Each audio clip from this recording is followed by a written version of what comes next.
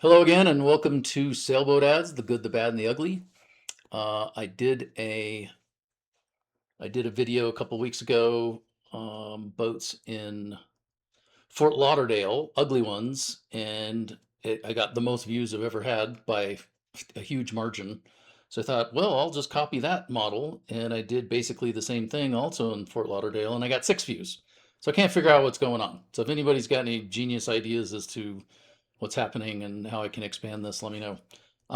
Quick little plug for my book. That's me. I'm Mike Mendez. I wrote this little book called Ripples in Time, and it's about my many varied experiences in sailing from the age of 4 to the current day. And anyhow, available on Amazon. There'll be a link in the description below. So we are going to start today in Newport Beach in California. And I've picked this one just because I used to own one of these. This is a Windrider 17.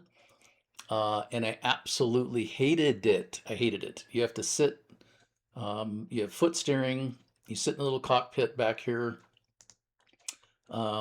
Terrible picture. We'll get to the description in a second because it's kind of amusing. Pretty fast on a reach, otherwise, actually doesn't go to weather worth a crap. I found it very difficult to rig. I didn't like it. And yeah, lots and lots of reasons. Why you would take pictures at night for an ad you're going to put on Craigslist, I don't know. Several things going for these boats. One is they're rotomolded, so same as canoes, so virtually indestructible. Um, Very light. This whole boat, 17 footer with 3 hulls, is only 400 pounds. Here's your little cockpit that you sit in. And really, the problem I found was even coming into a dock if you misjudged it. So you're sitting in here steering. Here's your rudder, and you got 2 cables that are going to foot controls about right there. And if you misjudged it, so you'd come and approach the dock, you jump out, and if you missed it, you'd have to get back in here in order to go back around and try again. Yeah, I hated it. This is a problem. I've not seen this before. It's obviously got a crack. These things can be repaired. It's not like fiberglass. Um, but yeah, it can be repaired. Problem is color matching. I don't think you'd ever get the color right. And obviously this one's taken a pretty good knock because it looks like there's some damage there on that main hull. Here we have daylight pictures. $3,000 obviously isn't very much. I don't think it's worth anything. I wouldn't buy one of these again. I love this guy's description though. Trampolines, engine mount, beautiful galvanized trailer, freshwater only. Both titles in hand, and just look at it gives me goosebumps. It's pretty. It might not be an F-27, but it's an X-Specs thing. Maybe a lot funnier and less intimidating. Just looks freaking awesome just sitting there. And I've had an F-24, 27, and 31. This is just cool looking and sitting in my driveway. Eh, big deal. It's a trimaran. It slides in and out on these poles here. It's not a folding thing like the Farrier or Corsair designs. Definitely not as clever, but also not nearly as expensive either. So yeah, definitely not my boat anymore. I would not be interested. Let's move on. This is an interesting little one that I wanted to just take a look at real quickly. So this is ferro cement, which basically means it's built of concrete. And I actually, when I was about 13, my family went and took a tour of a company in Cornwall, UK, that was building cement boats. Very interesting process, very counterintuitive. That yeah, you put concrete in the water and it should float. That didn't make sense. Um, Terrible set of pictures here. You really get absolutely no idea. Is the interior finished? Does it just have the one berth that's done? I mean, this looks like the plan for it eventually, but there it is with a rig. Terrible picture. Basically the same thing as that, only worse. So interesting description on this one. Samson Marine Design ferro cement boat reduced to $50. Built as a liveaboard, sail and motor powered boat. $50 price reduced to vacillate. I love it when people don't proofread their own ads. Obviously, it's supposed to say facilitate. Priced as is, project boat. Really? Really? Is that a project boat? Email for transport details. Boat mover standing by. Can negotiate. Oh my goodness. Goodness, goodness, goodness. $50. Well, it'd cost you probably 5,000 to move it more than down the block. This is not going to be a simple thing to transport. And then it'll cost you a couple $100,000 to finish it out, put a rig on it, put an engine in it, blah, blah, blah. This is just one of those. Someone had a great idea and ran out of effort, energy, money, all the above. Hard to know. So let's go look at some more interesting or nicer stuff. I've always kind of liked these. Coronado 35 center cockpit sailboat. It's a chunky looking boat, flush deck. There's no deck house at all, cabin top. You just have basically this sort of totally enclosed cockpit. Let's go look at the description of this one first. New Yanmar 30 horsepower diesel installed in 25. New Raymarine electronics. 9-inch chart plotter, wind speed and depth. New autopilot. Completely refurbished over the last 5 years by professional captain. Lithium batteries with ample solar for long trips to Catalina. Although, does it actually show where the solar is? I don't think so. Fiberglass boat was built in Costa Mesa, designed to cruise up and down the Pacific coastline. The hull was built like a tank.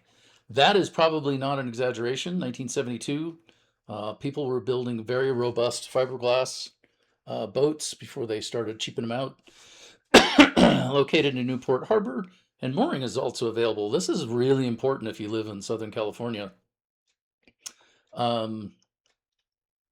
because finding mooring anywhere down there is just super difficult. So let's go look at some pictures. Oops, skipped forward. We'll start with this one. I think they look kind of cool. It's sort of weird. It's like buying an old British sports car. It's got a, Plex windshield here.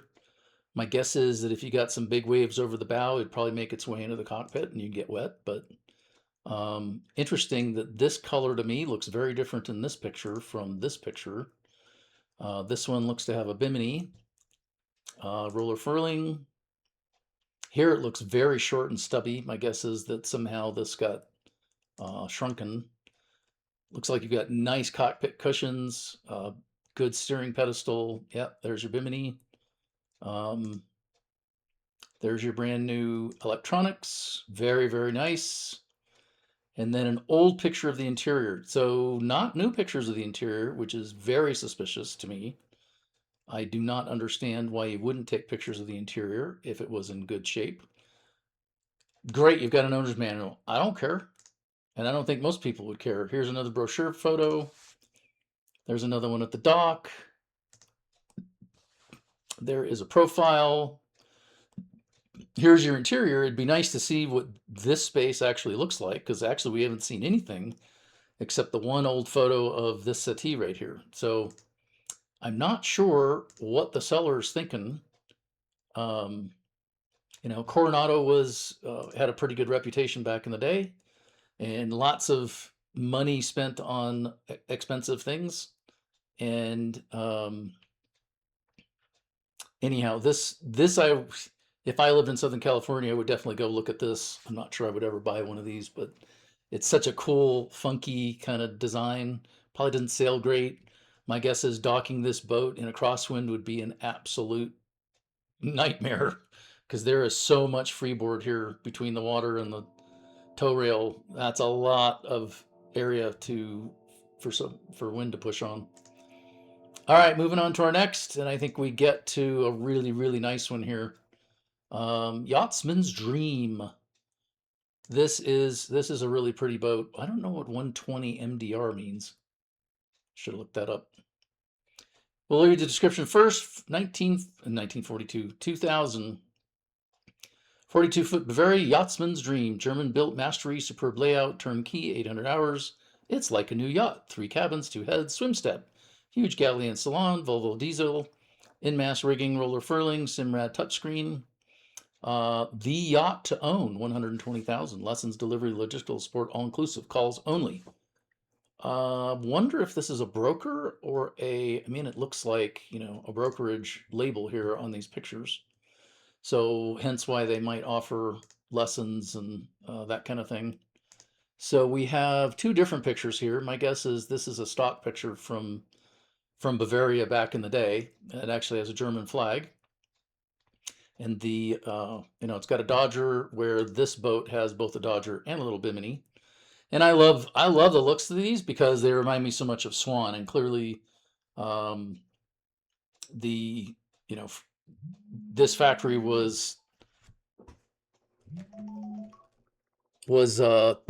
sorry, phone rang there for a sec. This factory was stealing profiles and sort of the look of Swan yachts, which is not a terrible thing to do. Um, Anyhow, let's get into some more details here.